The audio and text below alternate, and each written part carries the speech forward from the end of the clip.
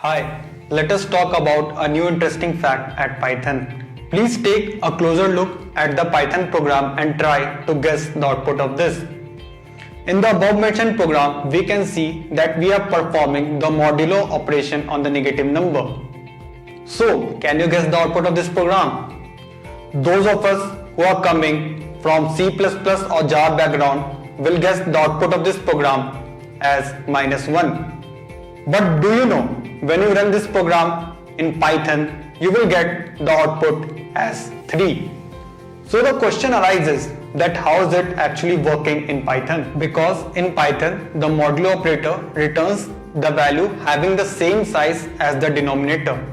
So we can see that when we have the negative numerator in Python, we try to adjust its value as according to the next value of the denominator.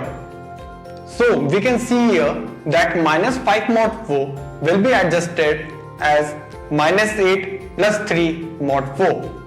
This is how we get the output as 3. Please make a note that 8 is the next multiple after 5.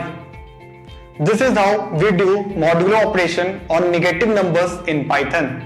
Hope you enjoyed the video, and in next video we will discuss another interesting fact.